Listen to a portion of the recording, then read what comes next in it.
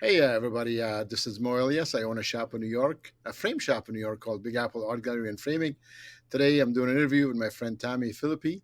Tami has a shop in Eagan, Minnesota. Her website is frameminnesota.com. And Tami, how's it going? It's going great.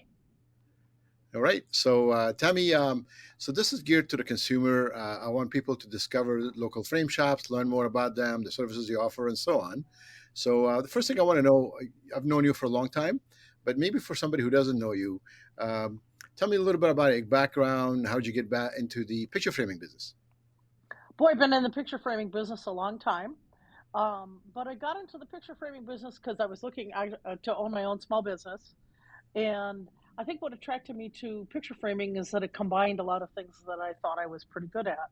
I like working with people. I always enjoyed customer service. Believe it or not, I had some fast food jobs like McDonald's and places like that when I was in high school and college, and I enjoyed that interaction with customers. Hmm. Okay. And I always liked working with my hands. I liked building things and I liked making things. I was the kid that always Christmas presents, I always wanted, little kits to put together leather purses and bake ceramic things and chemistry kits. Anything that I could play around with my hands was fun. So this business kind of melds those two things really Uh-huh. well for me. So, have you lived your whole life in Eagan? I actually don't live in Egan. I live in St. Paul, the capital city here in Minnesota. And I've spent most of my life in Minnesota. I grew up in St. Paul, in the Highland Park neighborhood. I went to college in Duluth, Minnesota, which is about 150 miles north. And there I created a real love of the outdoors and all things North Shore. The North Shore is a big tourist area here in Minnesota, and we've got a lot of, I think there are 10 or 11 state parks. They are all about 20 miles apart. There's a bunch of waterfalls and just a really beautiful area. And I also started taking pictures actually way before I went to college, but I did a lot of that in college. And so that's another interest of mine that ties really well into the business. I follow you Uh, on Facebook. You take some really pretty pictures. I think I bought one of your calendars a few years back too. Really nice stuff. Thank you. Thank you. I enjoy it. That's kind of my escape is to get out. I've got this little teardrop camper and I drive all over the state and not so much the country. I fly when it gets too far away, but I've, I last summer I took a trip to Teddy Roosevelt with the camper and did some photography for a week, and that was really fun. I enjoy that. It's great to be a photographer and also own a frame shop, right? Because the two go together. So you can frame your own stuff and you hang them up. You don't have to pay retail. There's a few pictures. Well, funny, I don't even actually have that many in my house, but there's quite a few laying around the store here that we can show you later. Oh, that'll be great. Maybe we'll do a store tour if you have time. Sure, absolutely. Yeah. All right. So I'm from New York. Tell me about Egan. What do I need to know about Egan? What is Egan famous for? How's that? Well, I don't know. What is Egan famous for? Egan is a community. It's like a first or second ring suburb of Minneapolis and St. Paul. We're a few miles down the road from the Mall of America. We're a few years ago they built a new Minnesota Vikings practice facility here, so Oh, people are pretty keen about that. We've got sure. some fairly decent sized companies located here in Egan. The Blue Cross Blue Shield headquarters is here. Delta Dental is in Egan. Thomson Reuters is another big employer in Egan. Um, Delta Airlines presence in Egan isn't as much as it was when it was Northwest, but a lot of the employees from Delta Airlines live in Egan, and it's a great little community. It's about 60,000 people, 65,000 people. Lots of fun stuff always going on in Egan. Sounds like a good place. So tell me about your shop. Where are you located, and what kind of services you offer, and so on. I'm located at the corner of 35E and Cliff Road in Egan. Hmm. It's a strip mall. We're located between a Cub Foods and a Target. Um, it's a relatively small shop, but we've been here for gosh, going on 30 years. Is that right? Same location? Yeah, same location. I've been here since 1995. That's amazing. Yeah. That's quite Well, amazing. Amazing Do or you crazy, one or the other. I don't know. do you deal with generational customers? Like I had a customer who used to bring her little daughter to me, and one day she came in, and then she's like, "You don't remember me?" I go, "No." She goes, "No, I used to come with." She told me her mom's name. I'm like, "Oh yeah," and she goes, "I used to come and grab candy from this bowl you had. I don't have that anymore." And she brought her wedding pictures. It was quite an experience to be in that Yeah, position, and she must have gotten married at least when she was 25, 30 maybe. So I was yeah. this, I There's was one friends with this family there's for one so little long. boy that used to come in with there's I can think of three or four people right now that have Yep, come in, and one kid was like, "Oh God, he was embarrassed that he remembered me because he was a teenager and a little bit surly when he was in." Um, and he kind of was, but it was a funny situation where there had sure. been a fire in the house and he wanted something exactly the way it was before. And I can imagine if you lost most of your house in a fire Oh, that you no. might be a little bit cranky about it. And Yeah. there's another kid that started coming in like 8 years old, and I remember doing this like choo-choo train needlework for him. And he's like 30 and got a PhD in something now, so I don't know. Yeah, Wait, did I he definitely do have second generation. did he do the needle points himself? That kid? Oh no, I think somebody did it for him, but he helped his. Oh, I see. What I remember about him is he was just this precocious little kid, where he really had opinions at 8 years old about what colors he wanted on his frame. And Sure. as you know, working in a frame shop, usually they're bringing over some hideous, whatever the brightest color in the store is when they're 8, and kind of throwing things around, and you're just hoping that they're not kicking the samples and stuff like that. And he was just very polite from a very young age, so I always remembered him. That's And so nice. there's another customer who called me up actually during COVID and said, I've got a project for you. And I actually thought he was his father because they have the same first name. And his father, believe it or not, is a Mad Magazine comic book illustrator Uh-huh. that lives down the street from here. Has been coming in here for 20, 30 years now. And now his son comes in. So Does he sound like his dad? he did on the phone. He did. Yeah, I he sounded tell just you, like his dad. So, I, and then I tell you a funny when he said story. his name, To finish. yeah. I sound like my dad on the phone. So every once in a while, when I'm at his house and somebody calls and he's not around, I pick up his cell phone. I say, "Hey." And sometimes when it's his friends, his college friends. My dad is older, and his college friends, they start making jokes. So I listen to the joke, and I say, yeah, whatever. If I know their names, I say, Uncle so and so. Just give me a minute. Let me give my dad the phone. And he goes, "You son of a." We sound very alike on the Sound a phone. lot alike, yes. Yeah, My son is starting to sound like his father also. So, yeah, I guess that happens. yeah. It's not a bad thing to do. Not at all. Yeah, I love my dad. All right, so Tammy, tell me about your shop. Tell me about the specialties. Tell me, like you do beautiful jersey frames. I'm sure you do other stuff. Tell me about the things your shop does, what things come through the door, maybe about some special projects you've done, and so on. We do really a little bit of everything. We do original art, we do needleworks, we do military items, we do. I'm trying to think of the things that I've personally worked on, and usually what I get is everything that is everybody else doesn't want to do in the shop, or that is hard, or they're not quite sure how to do. But we did a flag from World War II, a silk flag that had been folded up since the war ended in the 40s. Was it Um, in good shape? Not bad, Yeah. not bad. This episode is sponsored by Framing POS. I've been a picture framer since 1993 and own a frame shop in New York City, so I know firsthand what it takes to run one. That's why I built Framing POS, a point of sale system made just for picture framers. It makes managing your frame shop easy. Check it out at framingpos.com. Maybe you can tell me about who helps you in the business. I understand your husband is a CPA. My husband is a CPA, and he helps me a lot with the business side of things and does the monthly reports, and he helps me file my sales tax and that sort of thing. Does my accounting, make sure that my retirement's on track, all of that good stuff. So That's a trusted advisor. Sometimes he's too honest because he's my husband, but that's Wait, okay. is he too honest, or is he diplomatically not honest? Because Little I bit, wouldn't be telling my little, wife about little bit stuff of that's both. yeah. Little bit of both. I remember when we only have one son, and he's oh, oh sorry, I'm in the way. You're gonna have to edit this out.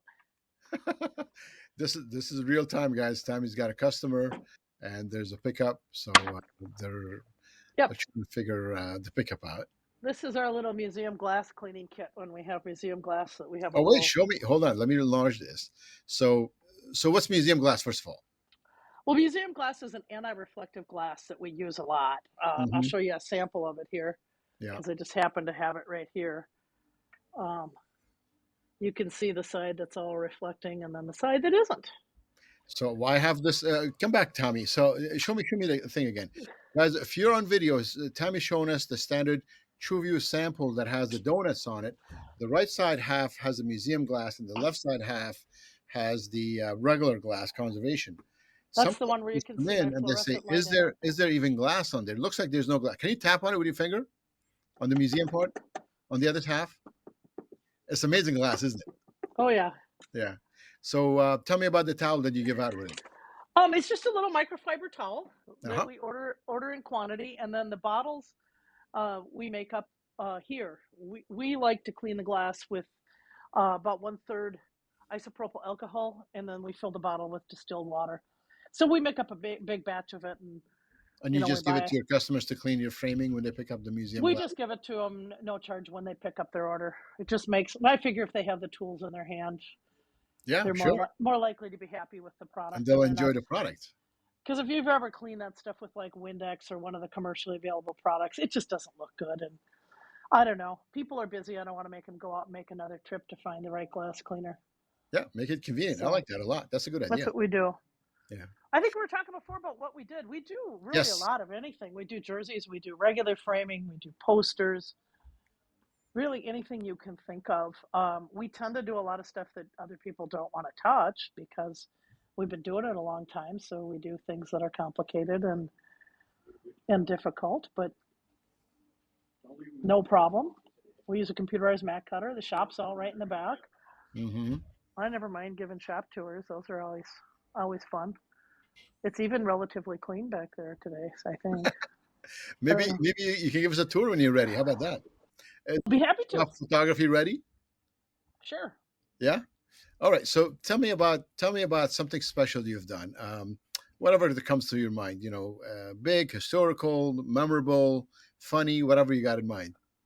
Oh gosh, I've got so many stories. Let's see. I've got so many stories over the years of things that we have framed. I have the I let's see.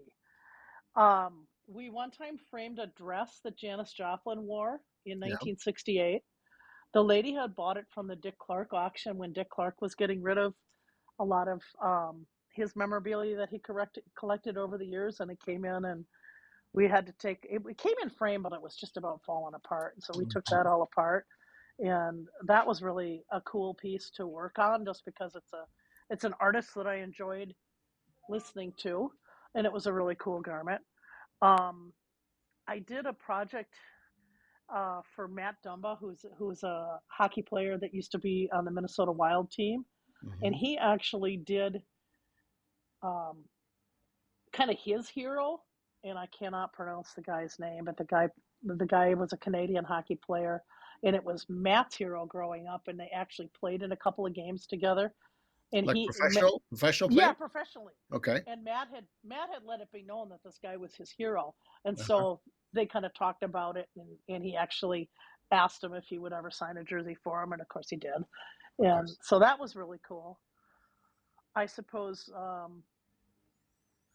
I once framed a gun that was used to kill an FBI agent. What? I did a job for the FBI here in Minneapolis, and there was a gun. There was a gun that was used to murder one of the FBI agents. Why would they frame that? The building was dedicated to him and his partner, who were both killed in this incident Oh my God. out in South Dakota in the 1970s. And it's just a piece of, I don't History. know if you want to call it memorabilia, but history. Sure, sure. Yeah. And I had to actually go on site to the FBI office to do it. I had all the Well, because they measurements and wouldn't I give had you to the make, gun. they wouldn't give it to me. I didn't really want it, but Sure. what Tammy, if do you what if do it got you have lost in my to case? do you have to remove the trigger or something from the gun before you frame it? Is that the law? Oh, I don't think so. No. So the gun could actively just work if it's in the frame, correct? Well, it would probably need ammunition. No, I I mean believe they took the firing pin out of it. the firing pin out of it. Okay. Yeah, I Okay. think they took the firing pin out of it. I There's see. a firing pin out of it that, if I remember correctly, that was a while ago, 10 or You 12 know, years ago. I remember you doing a Prince one. You had a suede mat and you put the Prince, the logo. You debossed that. Can you tell me about Yeah. that? Do you remember that project? I don't remember the one I used it in, but I've got I have one sitting here on the wall. Did you know that? It's No. right about 2 feet away. This happens to be one of my photos. Okay. And right after Prince died in 2016, while Mm-hmm. he was sick, um, there was somebody painting this mural on the back of a business in South Minneapolis called the Cincha Tea Bar. Uh-huh. Uh-huh. And so this is a mural on a brick wall. And I just went over there and took a picture of it one day. And down on the bottom, and I don't know. This is it. Yeah, this is what I'm talking about. I can see it. This Yeah, is the it's logo right there, right? the This is logo. It's yeah. just debossed in there. It looks I so it just looks so cool. It looks so pretty. Which debossed is the opposite of embossed, right? So there's a little tool that pushes that, and it looks pretty cool in suede or fabric. Yeah, and It it's doesn't show purple up. and If I did that in a white mat board, you wouldn't even really know it was there. Although right. once in a while, that's what a customer wants. They want something really super subtle. But I tell you, But man, here, you got to put Prince in a purple mat. you got to put Prince in a purple mat. And he was a Minnesota boy, right? He was. He Yeah, was yeah, a. He was a. I think he went to Minneapolis South. yeah. That's pretty good. I'm old enough that I had friends in college that were 4 or 5 years older than me that were friends of his. Is that right? Yeah, they went up in Duluth. There were people that went to high school with him, anyways. Sure. Yeah, Hey, tell me while you're at it, do you want to just do a store tour for us? Because I don't want to. sure. Yeah, let's do that. So move your camera around. So what we saw right now is a sample. I've got Sample it on a wall. tripod. I think I'm going to take it off, and it's probably going to get Sure. jerky for a second here. Is this the front of the store when I come in? Yeah, this is the front of the store when you walk in. The problem with Mhm. not turning the camera around, let's see if I can do that. It doesn't want to let me turn it around. We practiced this. We really Hey did. guys, we practiced this. We were successful, but you know how it Well, is. we're going to walk through this Yeah, way. when it's the moment of Yeah. truth, it doesn't work out. We're all decorated up for the 4th of July here with our big flag. Nice, sure. This is my new guy, Artie Framer. You got to see him. A friend of mine made him. He's sort of a found object piece of art. All right, so Tammy's got a sculpture in metallic, or he's Yep. got a he's He's got a got a he's got a coffee pot flag. head and Uh somebody's brass shoes. huh. A lot of what I have here in the store is, I've got a lot of samples. We've got a handful. We do make some photo frames up that we can just pop something in real quick while you wait. So We she's sell a few showing us some flag of those. cases. Mm-hmm. And then I've got pretty wide selection of frame moldings. Yep. Here's our sales counter. Yep. One of the things I didn't mention before, because I walked by my scanner here, we do photo restoration. Okay. And now we're coming into the shop. We're coming into the shop with a tour here. Everybody's cleaning up. It's time to go home. This is our Wizard mat cutter room. Nice. A This wizard is mat where we, cutter is a machine that cuts the mats using a motorized cutter. So you do a design on the computer, and then we'll cut it for you for folks right. who We've don't know. also got some completed goods over there waiting to be picked up. Yeah. This is our little shop. This is where the Got a magic dry, This is where the magic goes. This is our happens. dry mounting machine. Yeah. And Hi, folks. some of the Hi, half everybody. completed projects that we'll finish up tomorrow. All right. So I'm looking at some large fitting tables. I'm looking at some molding stock. Yep. And the lady over there is trying to hide from the camera. Don't go She's anywhere. No, I think she's actually just trying to go home because it's almost time to go home. Oh, I Here's see. our little saw. and our Oh, joiner. yeah. This is our really fancy lunchroom. There you go. We're We'll, just we'll, looking at a small table here. we'll show you the tour of the bathroom, except that's where we store the extra glass. There's all the glass cutting equipment and some Yeah. frames ready to be put back together. And Yeah. you want to show them yeah, this is just some of the stuff we're working on. Yeah. This is the Looks Green Bay nice and Packers. organized, Tammy. Looks very good. Green Bay Packers that we put a.